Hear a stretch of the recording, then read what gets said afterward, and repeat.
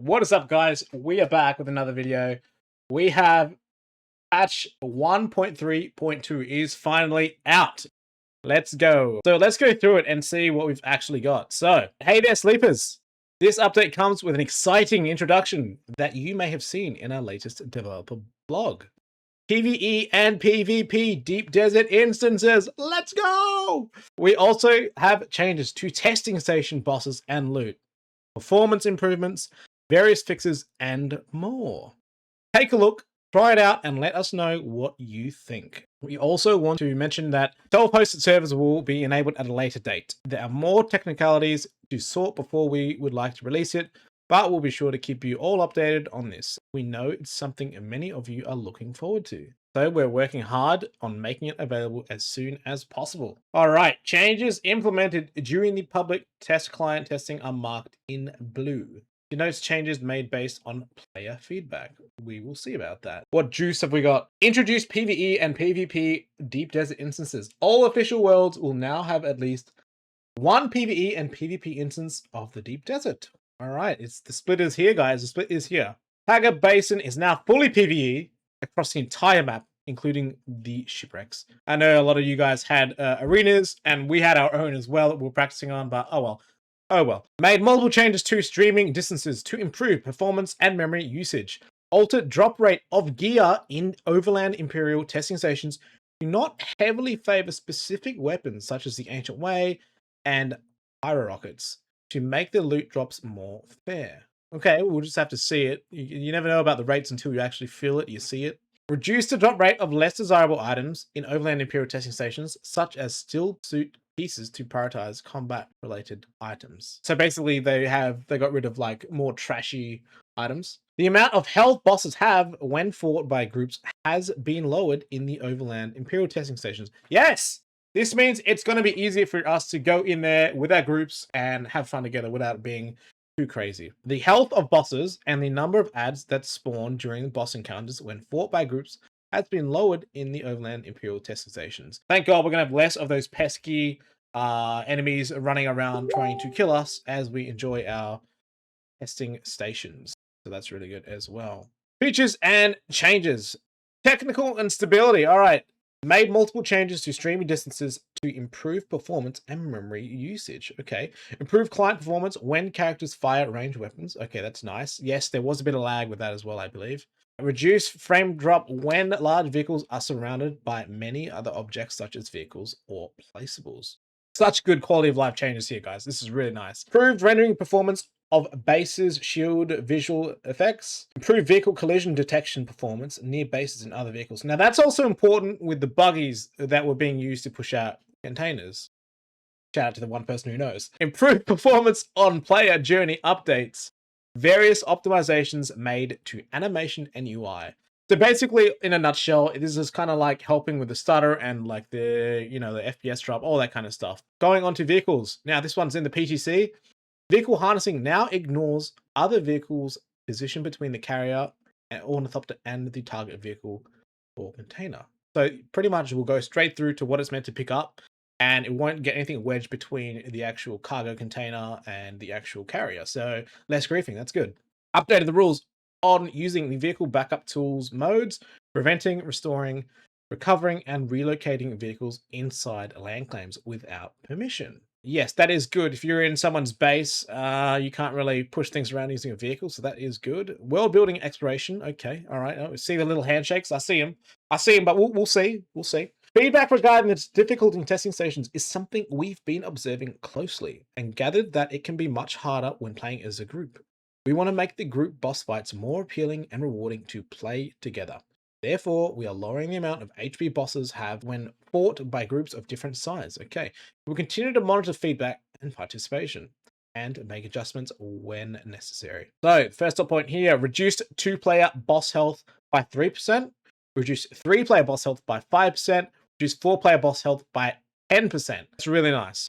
They may seem like small numbers, but you got to remember, as a percentile, it's actually quite a lot. Now, for the PTC part, adjusted NPC counts for 2 to 4 player groups, sizes for poison, darkness, and radiation. Boss encounters, an average 40% NPC reduction for the poison dungeon boss encounter. Holy, 40% is insane, bro. Holy, okay.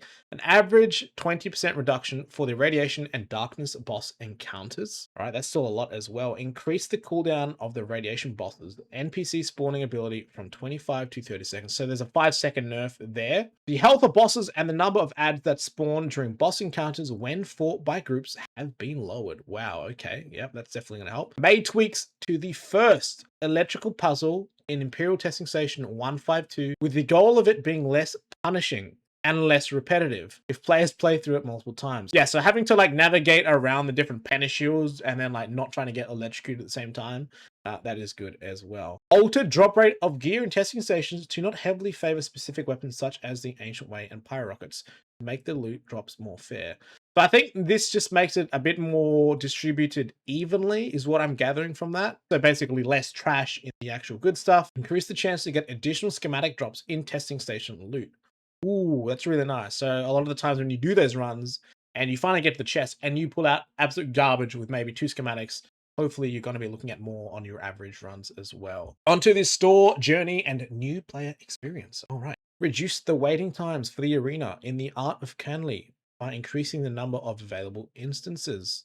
Okay, that is really nice. So loading into the arena it shouldn't be crazy, so it should be a little bit more dispersed. All right, some juicy stuff here. Deep Desert and Landsraad. Introduce PvE and PvP Deep Desert instances. All official worlds will now have at least one PvE and PvP instance of the Deep Desert. The PvE instance is fully PvE, and the PvP version of the Deep Desert has the PvP area reverted to how it was at launch, starting at the P row outside of the shield wall area.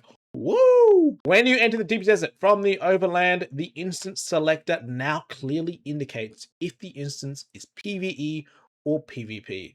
The PvP version has increased mining yield and spice harvesting by 2.5 in PvP areas. Remember, guys, this is on top of what we get, all right? It's a start. It's a start. That's great. Now, Hagar Basin is now fully PvE across the entire map, including shipwrecks. Yes, we went over that. Okay, so this is really nice. Increase the drop rate for non-combat uniques in the Deep Desert so that there is higher chance to get the schematics not available in the overland map dungeons. So that basically means that they're funneling some of the unique schematics from those overland testing stations into the Deep Desert, making us have more reason to go out into the Deep Desert. That's really nice. So think of it, you might have your PvP around those kind of testing stations and islands depending on what's in there.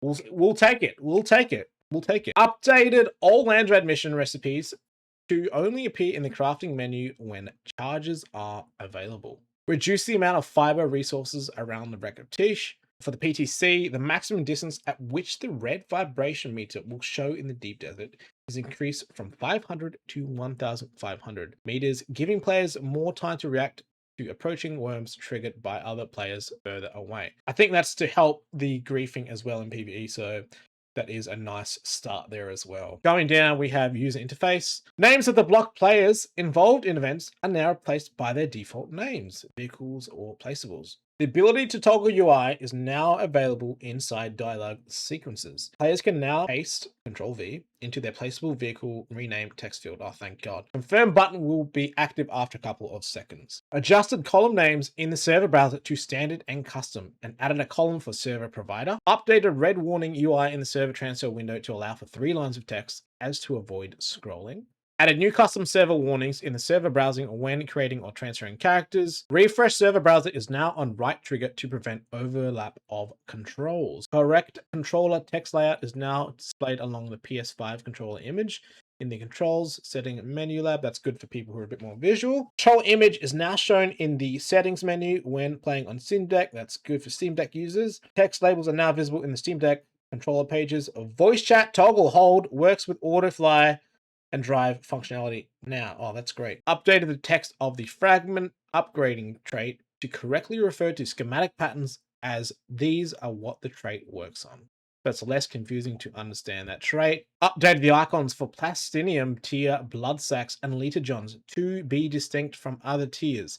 This also applies to the unique versions in Plastinium tier. So to help you kind of organize what tier 6 items you have there. Tutorial button in escape menu is now available in Arakeen and Harko Village. Added label for auto fly and auto drive to vehicle control images, added additional warning messages in the construction tool to give more feedback about failed actions, added a gave seeds and electricity hazard to the map legend, and removed unused thumper icon from it. Now onto the fixes. These will be important. So technical and stability. Let's have a look what they got in the PTC first. Fixed an issue where the bug reporter tool sometimes failed to send bug reports. I mentioned that to Vanessa last week. That's good. Fix an issue where players would spawn on top of their base when logging in. Fix several instances where the screen would remain dark after a fade to black. Fix the game client crash that could happen when the attractive field ability was used close to a wall. Fix an issue where the game can hang infinitely upon startup before entering the main menu.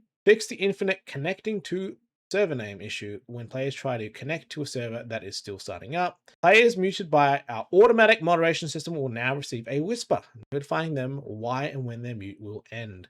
Fix edge case where unstuck would fail to find a spot. Okay. Fix a bug causing players that had received a returning player reward receive a new reward 28 days after receiving the first, even if they had been active in the time between. Fixed an issue where some frames were hitching during the Tea House cinematic with Ariste. We have resources building and crafting now. For the PTC, we have fixed an issue where the observer hatch door was not located in the correct category of placeable roof, and this, it could not be placed properly. Fix an issue where placeables may not preserve their assigned inventory after a server restart. Fix base power and water not updating when demolishing a power and water placeable. Now back to the normal game. Fix an issue where weapons augmented to increase their rate of fire would result in an exaggerated increase. The amount stated on the augmentation items themselves are correct and unchanged. This fix ensures that the stated values are actually the applied values, especially when multiple rate of fire augments are applied. So that rate of fire bug that you guys saw, absolutely lasgunning people down, lasgunning more like lasering, it's fixed, so that's great. Festive tree hologram decoration is no longer climbable. No, I loved hiding in there. Smugglers crouches now have proper seating positions and exit seating positions. Fix the bug where the observer round roof corner and the observer inverted roof corner could only be placed on the ground. Fix the bug where some pentashield doors in the Art of Canly would have different size Solido lines based on your game's rendered resolution. Fix an ammo container in Smuggler's Run which did not give ammo. Now onto combat. Fix an issue where the Crippling Strike effect could jump or use the Bindu Sprint ability to cancel the Crippling Strike effect. Okay, that's good.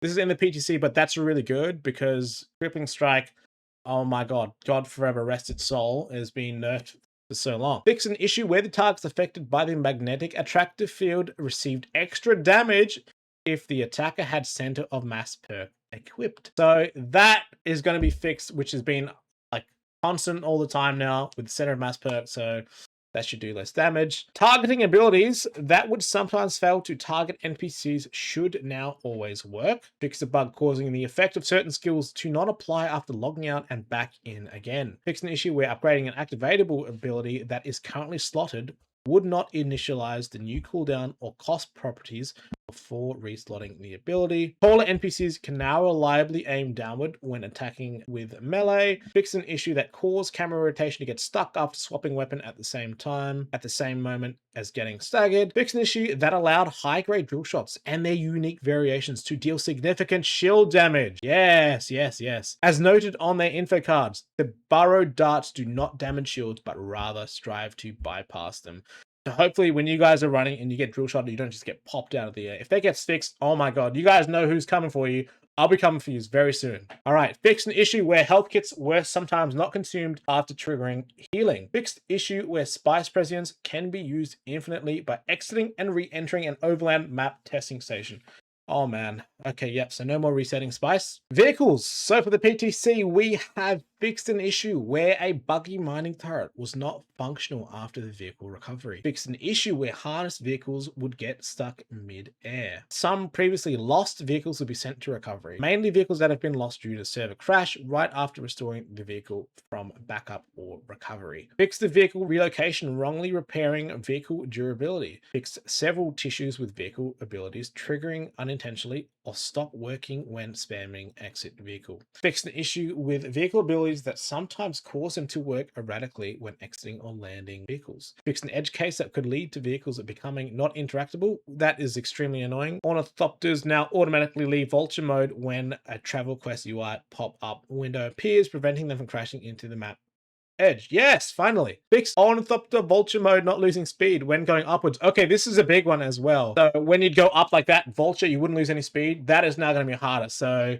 people with boosters are going to have a bit more of an advantage with that as well, kind of getting away from those rocketers. Not so broken now. That's really good. Fixed an issue where the vehicle limit checks sometimes did not work correctly after travel. Prevented vehicle modules from getting duplicated when disassembling a vehicle while it is on quicksand. Okay, that's very interesting. Fixed customization swatch application when using unique armor pieces. Fixed customization appearing on the main menu and server browser. Moving on to world building and exploration. We have on the PTC fix an issue with reduced augments drop rates at some difficulty levels. Fixed a bug that prevented the tactical radiation suit from dropping in testing stations of a high difficulty. Fixed an issue where small shipwrecks had some occurrences of them crashing on rock islands. Fixed an issue that could leave players stuck in the room after completing the dungeon in testing station 1 through 6. Fixed player stuck location inside the Forgotten Lab. Fixed a ceiling gap in testing station 10 that allowed the player to get out of bounds. You naughty rats. Fixed the whole players could get stuck in between Jabal Ifrit and Hagar Rift. Alright, moving down to store, journey, and new player experience. Fixed a bug where 20 ranked players who betrayed their faction would be set to rank 5 for their new faction.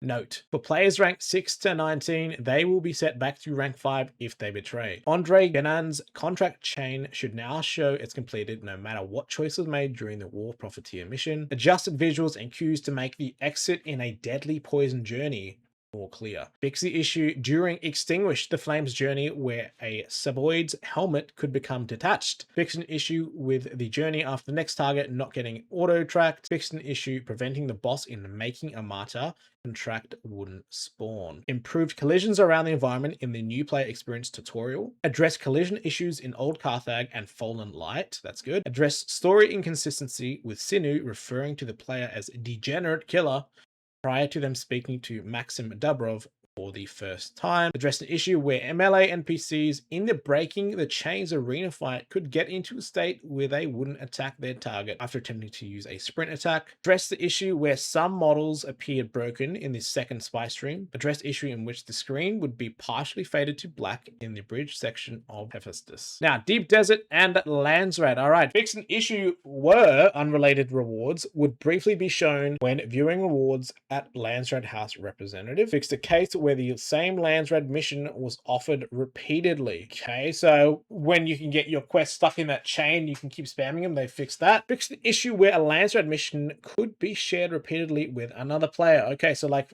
players who like to spam exploration quests, going out into Rift Recon Run, and then coming back in, that is now fixed. User interface. So on the PTC, we have fixed an issue with code tags being present in the Phase Dancer's mission description. The Durillium Pyre Rocket entry was removed from the research menu as the item was not meant to be in the game. We have added backpack is full warning on claim menu when the user is unable to claim due to lack of space. Fixed an issue that caused the Burning Blade schematic to not show up in the short blades category in the exchange. That's good. Fixed an issue where items in the recycler which give a non-fixed amount of resources, so e.g. augments to schematics, which give a random amount of schematic patterns, now show the minimum to maximum range instead of just the minimum. Fixed bundle preview display after searching in the research menu. Fixed animation values for panel size in the fabricator menu to prevent queue being overlapped by the scroll bar. Okay, that's nice. Not ready should now say loading when traveling to an overland map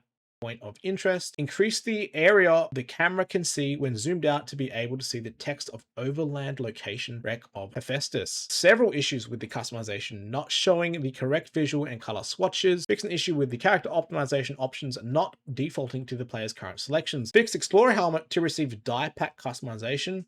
fixed a bug where the construction tool selected the incorrect house much applied to a placeable, clarified the description for the stop ability so that it is clear that this ability affects enemies in a cone, added missing short description text to the observer building set, fixed text issues with the Deep Desert tutorial regarding PvP zones, fixed a text issue where the presence tutorial mentioned immunity to poison when presence grants increased tolerance to poison, corrected the description for weeding step from force a single enemy to ignore you to stun a single enemy, yes, which is right, to better clarify what the ability does, yes. Corrected phrasing on Knight Rider boost module descriptions so that players are not led to believe this module increases in efficiency during the night. Corrected the description for the exploit weakness ability so that it is clear that a weak point is revealed rather than created at the point where the attack hits. Added the missing buy limit of 20 to armor plating bought from weapon vendors in Arakeen and Harko Village. Right. Fixed an issue where a vendor was mistakenly selling the Smuggler's Watch. Crosshair is now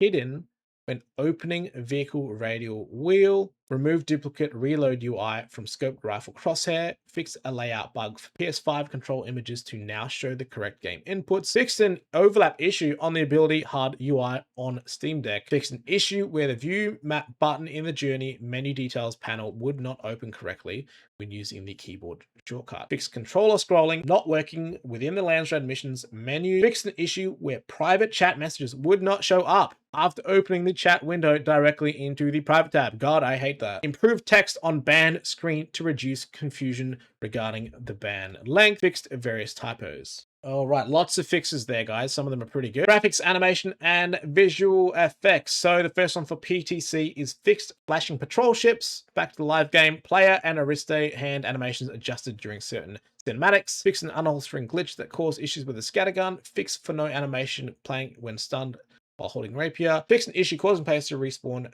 appearing injured if they died in this starting experience after first talking to Zentara. Fixed an animation issue where certain walls would cause players to look as if they were floating while climbing. Fixed movement issues when climbing walls that have pentashields on top of them, which the player has access to. Fixed issues where characters would sometimes be facing the wrong way after going through room transitions. Characters are now correctly oriented when entering vehicles on slopes. Fixed rotation desyncs in NPCs after using suspensor traversal. Fixed NPCs spinning erratically when driving away from a grenade. Fixed NPCs hand clipping into the ground when driving from a grenade. The mining laser should no longer be offset from the turret when mining with the contraband buggies. Fixed misalignment in player hands when using the handheld scanner. Harness cables should now be visible on the contraband buggies now. Fixed cloth on the Slaver Scout mask clipping through character's neck. Fixed some clipping issues on the waist of the smuggler comparison coat. Fixed the Slaver light armor having a large gap in the waist on female characters. Silly Salute emote is now used in place of the deprecated beta reward emote. Fix for some dialogue lines Alara says that were missing lip sync animations, probably her calling you kitten. Fix Roella Ramsey's model missing the wrong finger in the Venusian Faithful questline. A Trader's Officer idle animation is now looping properly. Fufia no longer A-poses during mnemonic flutter cinematic. Audio, literally just one. Fix an issue where subtitles don't show if master volume is set to 0. And there we have it, guys. That brings us to the conclusion of the patch. Let us know in the comments what was the most important patch for you guys. I think there were quite a few important ones here, such as the loot getting a bit more dispersed, the speed on vehicles kind of changing instead of being able to go up infinitely. There are a lot of good fixes here, guys. A lot more need to be done. Make sure you keep getting your feedback in. Don't forget, you guys can catch me on Twitch, YouTube, TikTok, Kick, and make sure you guys subscribe, either like or dislike the video, and leave a comment, and I will see you guys in the next one. We have some exciting times coming up, guys. Enjoy your DD split. We have been looking forward to it, and soon we'll be coming back to you with the live stream of Dune Awakening Chapter 4. All right, guys, thank you, and I will see you in the next one. See ya.